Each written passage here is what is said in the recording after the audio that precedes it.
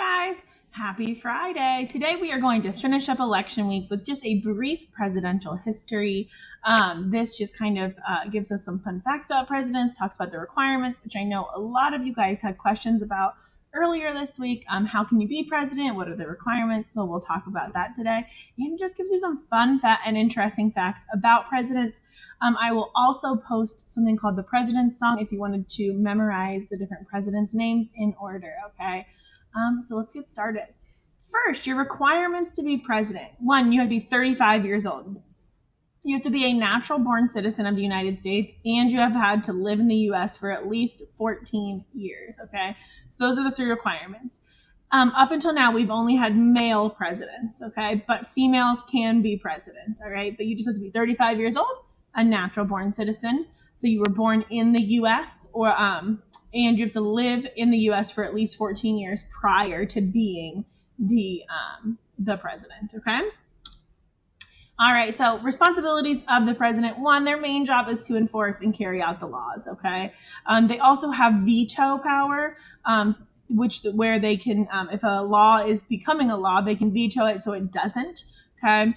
They can appoint judges. They command our military and armed forces as well. This should be a review from Tuesday. Presidential terms. A president serves a 4-year term when they are elected. They can serve up to 2 terms. Now, there was one president that served more than 2 terms, and that was Franklin D. Roosevelt. He was elected to 4 terms, okay? However, he didn't finish his 4th term because he did pass away. But we did instate a law after that a president can only be the president for 2 terms, okay? So 8 years total. They don't have to be all together either. A president could run and win one 4-year term, then lose the next one, and they could run again, okay? But they can only serve 2 4-year terms. And again, Franklin D. Roosevelt during like World War II time, okay, right after the Great Depression and World War II, he is the president that served more than 2 terms, the only one. Early presidents, let's just talk about some of them. First, our first president was George Washington. He was the president from 1789 to 1797. He is nicknamed the father of our country, okay? He was the general of the Revolutionary Army, okay, during the Revolutionary War. He was our first president. Then our second president was John Adams, 1797 to 1801. He served 1 term. He signed the Declaration of Independence, okay? Thomas Jefferson was our third president. For my Hamilton fans, you know what a colorful guy he was, at least portrayed in that, right? From 1801 to 1809, that's 2 terms. He was the primary author of the Declaration of Independence. He is said to be like the brains behind it. And then our 4th president was James Madison from 1809 to 1817. He was also one of the fathers of our Constitution, okay? He was kind of the brains behind our Constitution, which the Declaration of Independence and the Constitution are 2 different things, okay? But Thomas Jefferson and James Madison were definitely very important in the process of those. Let me pause here because I have some bonus point people that I want to call out. If your name is Emma D., or Camden J, so Camden J in 3rd period and Emma D in 7th period. If you email me and let me know you've heard your name, your whole class will get bonus points. Moving on, presidential facts.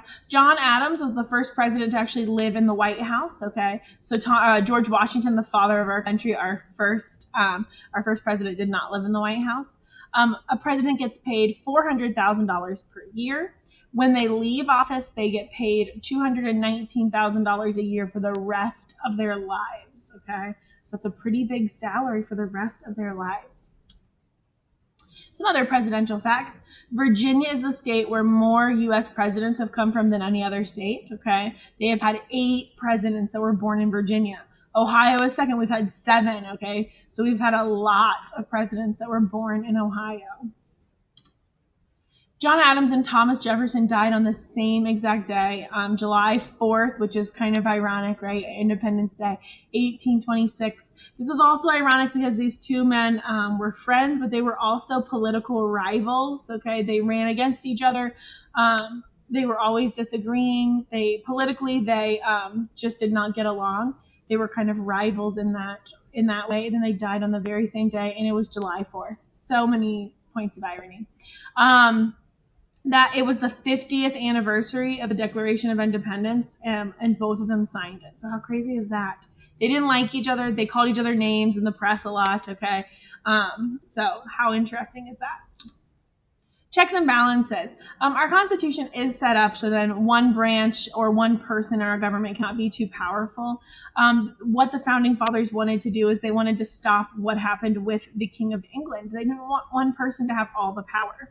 So they one proposal for our executive branch actually called for 3 presidents to be making decisions together. But we settled on one with the legislative and then the judicial branch as well to check the power, okay, of the president. So we have the Supreme Court, we have Congress and the U.S. House of Representatives, all right, and they all kind of check each other and balance each other out. So not one person is making all the decisions.